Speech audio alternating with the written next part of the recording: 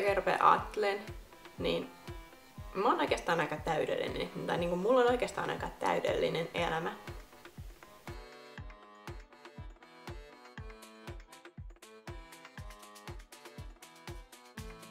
Koska niinku mulla on rakastava poikaystävä, cool perhe, paljon kavereita. Mulla ei oikeastaan ikinä ollut silleen, että mulla ei olisi kavereita. Eikä mua ole niinku ikinä kiusattu koulussa eikä missään muuallakaan. Enkä mäkään kuitenkaan ollut semmonen kiusaajatyyppi. Koulussa mulla on muutenkin mennyt aina tosi hyvin, koska mun ei ole tarvinnut siihen oikeastaan panostaa paljon yhtään. Niinku YO-kirjoituksista oli pelkkää E:tä ja L:ää. Ja sekä yläasteen että lukion päättötodistuksen keskiarvo oli yli 9. Ei kummaskaan varmaan ollut yhtään 8 edes. Sen lisäksi mä en oo ikinä ollut niinku ilman työpaikkaa. Mä oon aina päässyt kesäksi töihin, kun mä oon hakenut. Ja niinku, nytkin mä oon töissä. Eikä mun oikeastaan itse tarvinnut edes tehdä mitään tämän työpaikan eteen. Mun lapsuus ja nuoruus on ollut tosi kivoja. Meidän perhe ei oo ikinä ollut köyhä, vaan molemmilla vanhemmilla on aina ollut töitä. Mulla ei nuoruudessa ollut mitään ongelmia, niinku mä en oo ollut kauhean pinttaileva teini. Eikä mulla ole edes tullut mitään finnejä tai mitään vastaavaa. Mä en oo ikinä maistanut tupakkaa enkä huumeita. Alkoholia joo, mutta mä oon jo yli 18, joten se on niinku sallittuakin. Ja vaikka mä en silloin alaikäisenä paljon ryypännytkään, niin kyllä mut silti kutsuttiin aina kaikkiin bileisiin ja muihin, koska olen mä kuitenkin osa sitä porukkaa. Mä oon viettänyt vuoden vaihto-oppilana USAssa, joka oli mun pitkäaikainen haave. Ja siellä mä oon muun muassa päässyt katsomaan semmosia paikkoja kuin New Yorkia, Los Angelesia ja vaikka Grand Canyoniin. Sen lisäksi mä oon matkustellut Euroopassakin paljon, nähnyt esim. Lontoon tai Monacon Monte Carlon. Mä en oo menettänyt ketään tosi läheisiä ihmisiä. Tai ne on niinku isovanhempia, isoisovanhempia, koiria ja kissoja on kuollut. Mutta se on ihan ymmärrettävää, että ne kuolee vanhuuteen. Kellään mun perheenjäsenellä, eikä mulla, on niinku mitään allergioita, ei pitkäaikaissairauksia, ei keliakiaa, astmaa, ei mitään. Niin kauan kuin mä muistan, mulla on ollut oma huone. Ja mä oon aina saanut harrastaa sitä, mitä mä oon silloin halunnutkin. Oli se sit kuviskerhoa, akrobatiavoimistelua tai jalkapalloa. Mä kuvaan tätä videota mun mielestä tosi hyvässä valaistuksessa, koska mulla on ihan ikioma kirkas valolamppu, jonka lääkäri määräsi mulle noin vuosi sitten niinku hoitokeinoksi kaamosmasennukseen. Kyllä, mulla on siis masennus. Siitä tietää mun oma perhe, mun poikakaverin perhe, lukiosta osa opettajista, muutama kaveri ja sitten no tietty kaikkea lääkärit, psykiatreja ja muita. Tästä on ollut tosi hankala puhua kaikille. Kaikki, joille mä oon kertonutkin siitä, ne mulle hokee sitä, että ei sulla ole mitään syytä olla masentunut, kun just ajattelee mun elämän tilannetta, kaikki on hyvin. Ja sit usein ihmiset ajattelee, että se on vaan jotain huomionhakua ja että no joo, on kaikilla muillakin paskoja päiviä, miksi sun pitää keksiä sille joku nimi ja väittää, että sä oot sairas. Niinku ei sitä välttämättä oikein uskallakaan kertoa kellekään. Mulla tää alkoi niinku viime syksynä. Viime marraskuun mulla meni suurin piirtein silleen, että mä menin kouluun joka päivä. Kestin sen koulupäivän, kun mä tulin kotiin, mä vaan itkin mun sängyssä. Mä vaan olin sit tosi paljon omissa oloissa, niin mun poikakaveri oli armeijasta ja no ei mun perhe sit huomioinut sitä mitenkään ja joskus jos ne tuli mun huoneeseen, niin sit mä vaan esitin, että kaikki on hyvin. Mä kerroin siitä sille mun poikakaverille ja lopulta mä kerroin siitä mun vanhemmillekin. Se pelotti mua ihan hirveästi, että miten ne suhtautuu asiaan. Se tilanne meni silleen, että mä sanoin niille, että äiti ja iskä, mulla olisi teillä vähän asiaa. Ja niinku, mä olin oikeasti tosi vakavana siinä ja sitten nekin niinku ymmärsivät, että on vakava tilanne ja ne oli heti silleen, että etkö sä on raskaana? Ja sitten mä olin silleen, että ei mitään semmoista. Mut sit mä en pystynyt jatkaa, mä vaan purskahdin itkuun ja menin niitten sängylle makaamaan. Sitten tuli sinne, koska mä oon aina ollut semmonen ihminen, että mä en oikeasti itke. Niin kun mä menin sinne vuodeksi vaihtoon, lähdin vuodeksi eroon kaikista mun tutuista. En mä itkenyt. Kun on joku surullinen leffa, jossa muuta itkenyt, en mä oo itkenyt. Niin se oli niille niinku tosi hälyttävä ja outo merkki varmasti, kun mä sit itkin. Ja sitten ne tuli niinku, että mikä mulla on. Ja mä kerroin niille, että mun on paha olla. Ne onneksi otti sen asian niinku tosi hyvin ja oli heti niinku kyselemässä kaikkea. Mä kerroin niille, että mä vaan niinku itken ja mietin kaikkia surullisia asioita ja niinku itsetuhoisia ajatuksia ja muita. Ja mulle sit soitettiin aika heti yksityiselle lääkärille ja mä pääsin niin melko pian.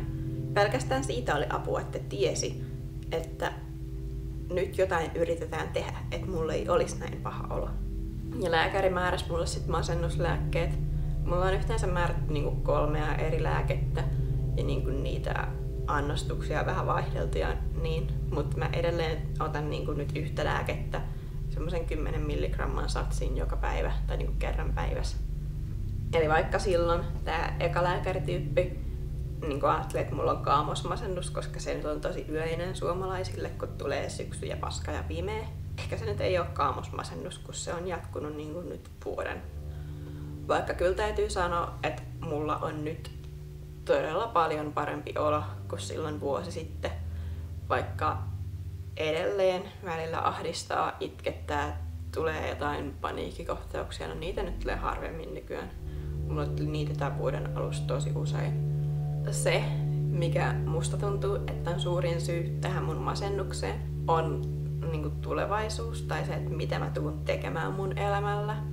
Koska lukion viimeinen vuosi oli viime vuonna, oli kaikki haut ja muuta. Ja mä en todellakaan tiennyt, mitä mä haluan tehdä mun elämällä. Ja se ahdisti, ja se pelotti, ja se itketti. Koska kaikilla muilla tyyliin oli niinku suunnitelmat valmiina, ne tiesi mihin hakea. Ja mä vaan en tiennyt, mä en niinku tiedä mitä mä haluan. Mut sitten toisaalta mä tiedän, niinku kaikki on mulle hokenut sitä, että susta voi tulla mikä vaan, koska niinku mä oon aina pärjännyt hyvin koulussa ja elämässä muutenkin. Mä silloin edellissyksynä kirjoitin pitkästä matikasta E:n, joten siinä hakuvaiheessa mä tiesin, että mä pääsen sillä arvosanalla suoraan yliopistoon lukemaan matikkaa ja niinku taloustieteitä, tilastotiedettä ja jotain tämmöstä. Niin mä olisin kyllä päässyt semmoiseen kouluun. Mulla olisi niinku ollut Jyväskylän yliopiston paikka. Mutta en mä sitä ottanut sitä vastaan, koska musta tuntuu, että se tilastotiede kuulostaa tosi kuivalta. Kaikista pahinta aikaa mulle oli oikeasti just tämän vuoden alku. Puhuttiin vaan siitä, että haku ja mitä tekee tulevaisuudessa ja muuta. Ja mä en tiennyt. Niinku, mulla oli monia päiviä, kun mä en mennyt kouluun. Kun mua vaan itketti ja ahdisti ja mä en halunnut sinne. Siis mä oon niinku ekaluokan ekasta päivästä asti aina tykännyt tosi paljon koulusta. Silloin oli ekoja kertoja, kun mä vaan en halua mennä sinne. Ja sit jos mä menin kouluun, vaikka mä oon aina ollut hirveän sosiaalinen ja niinku huomion keskipisteenä ja kälätä ja höpötä ja muuta, niin silloin mä usein vaan niinku vetäydyin nurkkaan ja selasin puhelinta tai jotain, enkä puhunut kellekään yhtään mitään. Ja sit niinku opettajatkin alkoi ihmettelemään sitä ja sit mä niinku kerroin mun luokanvalvojalle, ryhmänohjaajalle ja se kertoi niinku muutamalle muulle opettajalle. Ne otti tämän asian tosi hyvin vastaan. Kaikki, joille mä oon kertonut, on ottanut tämän mun masennuksen niinku hyvin vastaan. Mutta on se silti pelottavaa puhua siitä muille. Niinku tosi usein mä oon vaan miettinyt sitä, että mun elämällä ei ole niinku mitään tarkoitusta. Kun mä en niinku tiedä mun elämän tarkoitusta. Mä en tiedä, miksi mä oon täällä maapallolla, apua mun ääni menee. Ja niin mä haluan tietää sen, mitä mä teen täällä. Mut mä en vaan tiedä sitä. Tuntuu, että kaikille muille se on vaan selvää, mitä ne haluaa tehdä. Mut mä en tiedä. Niin sit niinku tuntuu, että mun elämä on ihan turhaa. Mä oon niin monta kertaa miettinyt vaan niinku itteni tappamista. Koska tuntuu, että ei mun elämällä ole mitään virkaa täällä. Ahdistaa vaan elää ja mä niinku oon, tai silloin olin päättänyt jo, että niinku, miten mä sen tekisin, missä mä sen tekisin. Mut mä nyt oon selvinnyt niiden aikojen yli, kun mä sitten mietin tosi paljon. Se on auttanut tosi paljon, että mä oon saanut puhua mun poikakaverille tästä. Ja se on niinku lohduttanut mua. Ja enää mulla ei oo ollut semmosia ajatuksia ainakaan kovin usein. Mä en oo ikinä viilellyt tai mitään semmoista, mutta se mitä mä oon tehnyt itselleni on, että mä oon niinku hakannut nyrkillä itteeni päähän tai päätä seinään tai jotain. Mä en tiedä, tietääkö mun vanhemmatkaan tästä, että mä oon tehnyt tätä itselleni, mutta kuitenkin oon tehnyt sitä.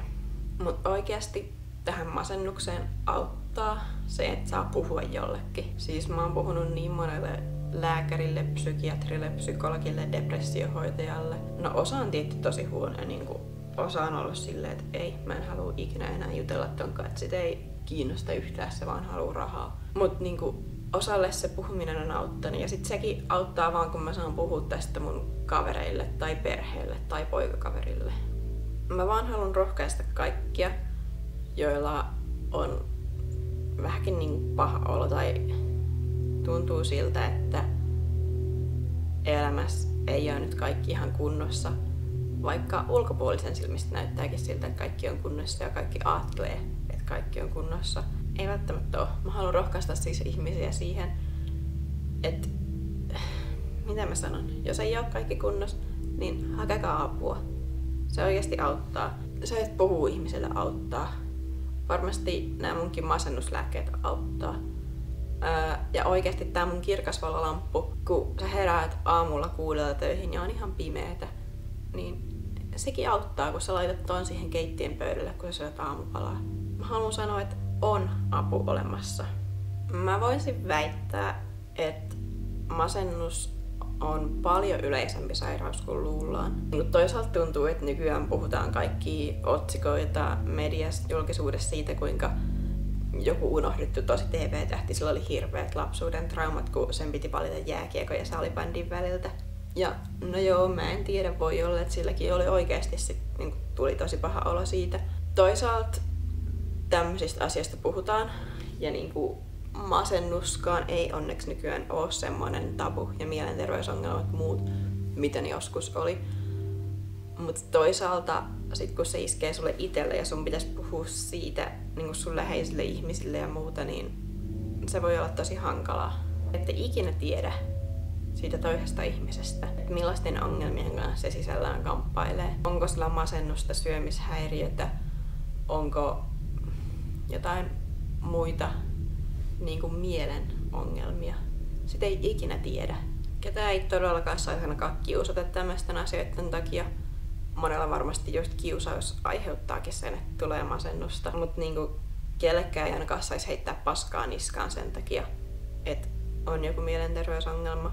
Mäkin toivon, että jos mä nyt uskallan julkaista tämän videon, niin ihmiset ottais sen hyvin ja ymmärtäis mua. Ja vaikka tää video saa ehkä korkeintaan 100 katselukertaa, jos yksikin ihminen niinku rohkaistuu tästä tai saa tukea ja niinku tajuaa, että senkin kannattaisi kertoa omasta pahasta olostaan muille, niin sit maailma on taas vähän edes parempi paikka, kun yksi ihminen lisää saa apua. Joten mä toivon, että jos joku katsoo tätä videota, jolla on jotain ongelmia, niin kertoo siitä ihan oikeasti. Jos ei pysty vanhemmilleen kertoa, niin oikeasti vaikka kouluterveydenhoitajalle.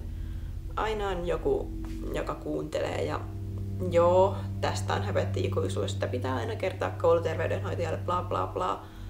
Mutta se on ihan totta, sitä ei voi ikinä kertoa ja sitä ei voi ikinä painottaa liikaa. Jos haluaa vertaistukea, niin multakin saa tulla kysymään. Mä en tiedä, musta tuntuu, että mulla on niin paljon asioita, mitä mä haluan sanoa tällä videolla. Toisaalta mä en edes muista, mitä kaikkea mä oon sanonut ja mä en tiedä, mistä kaikesta mä pystyn puhumaan ja muuta. Mun kanava ei ole muuttumassa miksikään semmoiseksi masennusvideoksi, joku kanavaksi, whatever. Mutta tiedättepähän no ainakin. Ja voi olla, että mä joskus teen vielä jotain muita videoita tähän aiheeseen liittyen. Mun sydän pamppailee oikeesti niin paljon. Mutta tää ei ole mikään kevyt aihe. Niin kuin multakin on monet vanhat opettajat tai joku tämmöiset vähän kaukaisemmat tutut tullut nykyiselleen, jos on törmätty jossain, että hei niin, missä sä nyt opiskeletkaan? Kaikki, jotka tietää mut, niin ne olettaa, että joo, mä totta kai menen johonkin huippuyliopistoon opiskelemaan jotain huippuainetta. Ja sitten mä sanon niille, että joo, en mä oo koulussa missään, että mä oon niinku äärikioskin kassalla. Niin sitten kaikki on aina tosi ihmetteleväisiä siitä kohtaan. Mut en mä voi niille sanoa, että joo, mulla on masennus, että mua niinku ahdistaa tosi paljon tää elämä ja välillä tekis vaan mieli kuolla, niin en mä nyt sit mennyt mihinkään kouluun, kun mä tiedän mihin mä haluan. Jos yhtäkkiä keskustelussa vaan pudottaa tommosen pommin. Tai niinku mun kavereillekaan, en mä voi sitä viestillä yhtäkkiä sanoa, ai niin, by the way, mulla on masennus. Nyt mä päätin sit tehdä tästä videon, joka on niinku kaikille julkinen ja kaikki näkee.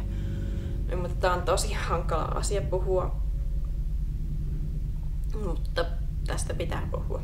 Kiitos, jos jaksoit katsoa tämän videon. Kiitos, jos jaksoit kuunnella mua. Toivottavasti kukaan ajattelet ja on ollut joku huomiohuora kertoo vaan kuinka silloin muka paha olla, vaikka sillä on vitun täydellinen elämä.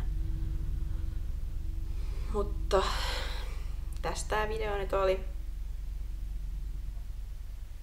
Ei mulla muuta. Siis rauhaa. Sitä oikeasti tarvitaan tähän maailmaan. Moikka!